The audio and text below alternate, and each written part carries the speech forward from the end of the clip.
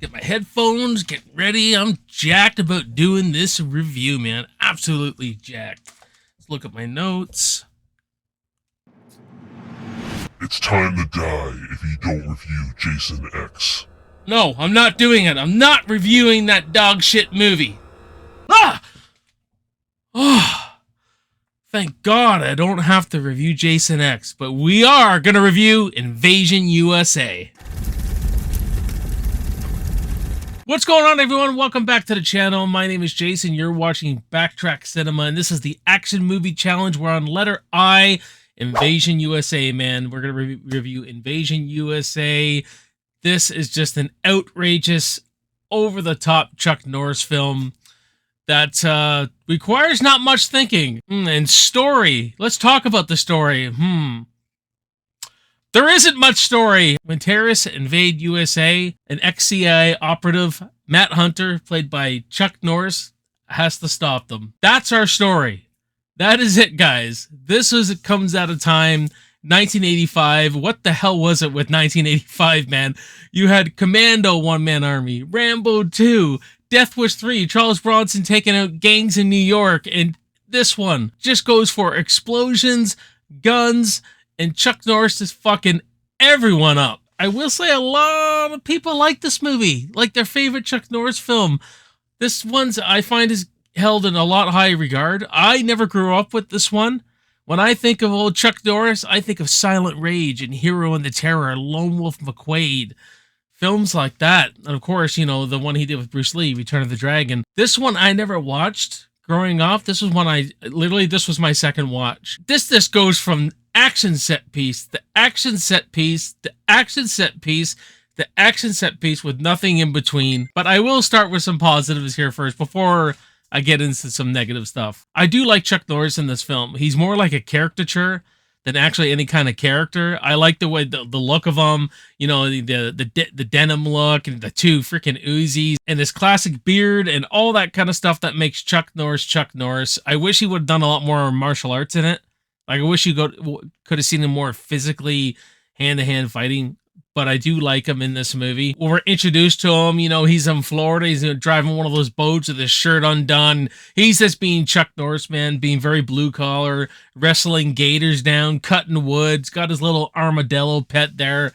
So, yeah, I really do love him. I really do love him. Chuck Norris just has one of these physical appearances that he could just take up the screen, and there is something about him with his charisma and all that, even though there's not a whole lot of character to him. He hardly says a word this whole movie, but he's this ex-CIA operative that had a chance to kill our main terrorist and Rostov here, with a big thing where he's like, it's time to die, but they wanted to keep this guy alive, so he never killed him. So he got he retired and all that kind of stuff. He gets pulled back into the mix when Rostov blows up his home and kills his friend. Now, this is another aspect I really like. I think the villain's really creepy. I really like him. He's got a really, really pale look. A lot of people have a really pale look in this, like they're sick or something, but Rostov's like that. He's on edge. He's got anxiety because he has nightmares of Chuck Norris. Only in a Chuck Norris film would you have with the terrorist, our bad guy, the guy who's supposed to be the most baddest ass villain, killer of children, horrible shit this guy does, has nightmares of Chuck Norris. I don't know why, but that's awesome. I just love that aspect of this film. They set it up with a good premise, but there's just no other story or no other characterization going on. This villain does the most awful stuff, setting bombs off at Christmas in shopping malls. You know, he wipes out a whole park with all these kids in it, which I think is probably the most serious moment in the film, where Chuck Norris, it's the aftermath. Chuck Norris shows up after this has all happened. It's just put to ash and this playground, and the look on Chuck Norris' face kind of says it all. That scene I really liked, and I really wish they just did more of that throughout this movie. And the action is really good. One of my favorite moments is the Christmas shopping mall part where Chuck Norris just tears everything up. You know, big shootout in the shopping mall, really good chase scene, all that kind of stuff, and his one-liners. I mean, there's scenes in this movie that you're just like, this is hilarious, man. He goes into this bar and his bouncer is like, I don't even know who you are, and Chuck Norris is like, that's okay, I don't know who you are either. Or where they can't get their bomb to work, and then Chuck Norris says, "Didn't work, eh? This one will." He throws it at them. I mean, Chuck's this Chuck in it, man. He's just doing his wine-liners. He's badass in it. The score is pretty good too, by Jay Chataway, who did Silver Bullet, and I love the score to that. Went on to do some Star Trek scores too. Really fits what they're going for. A really military-like cinematic experience you get with the score. That can amp you up. You know, it can amp you up. It's very 80s too. Definitely knew what they were going for. Now, I will say it's not a boring film. There's just no character development. There's no story.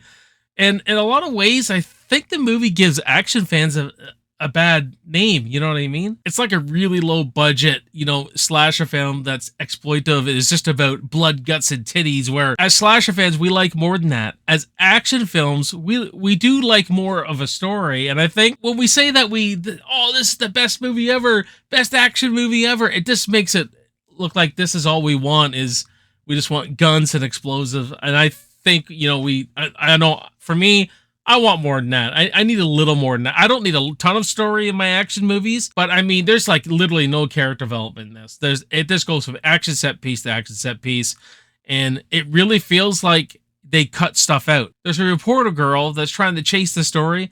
She has no meaning in this movie whatsoever. There's not even a romantic thing with her and Chuck Norris. She's just there, and she's taking photos of senseless things. She has no purpose in this freaking movie. But when I read, the producers, Golan and Globus, I think, of Canon, actually cut a lot of the story elements and a lot of the character stuff out, because they just wanted Chuck Norris to do his thing, just make a big badass action movie.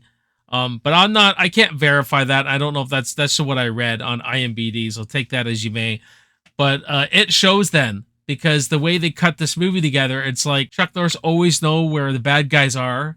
There's no real tension or suspense at all. There's no real motive.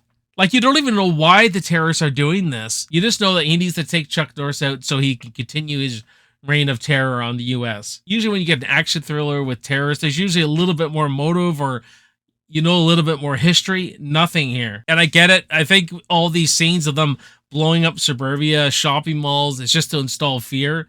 You know, get the U.S. to be scared. It hasn't aged well. You got to look at this movie with the context of 1985. And with a premise like this, you could have done a lot of psychological stuff. You could have done a lot of like the good versus evil here, and just gotten to the characters more, gotten to their motives more. You know, when I watched this movie, I was thinking of like my favorite TV show, 24. You know, with Keith Sutherland as Jack Bauer. And just the stuff he has to go through to stop terrorists, to make the world safe, you know, how he sees the world in black and white, and the decisions and things he has to do. You could have done that in this movie. Now, I get it. With a guy like Chuck Norris, you're not going to get that. I get it. It's two different things, but you could have tapped into some of that. And I think the movie would have been a great action thriller because it had the premise for one. I think a lot of you will have a better time with this one than me. I don't have a lot of nostalgia attached to it. I think there are far better Chuck Norris movies. But hey, if you like guns, explosions, Chuck Norris fucking shit up, you're going to love this movie. I'm going to give Invasion USA from 1985 a C. But what about you guys? What did you think of this review? What do you think of the movie Invasion USA? Let's talk about it in the comments below. Go down the rabbit hole. Check out my other action movies I've done, especially for the action movie, the Alphabet Action Movie Challenge. And we'll have a good discussion about that. Please subscribe if you have not subscribed to the channel yet. I don't want you guys to miss out on all this awesome content I'm dishing out for you. My name is Jason. I will see you on the next review. I will see you on the next video, and I will see you in the movies. Cheers.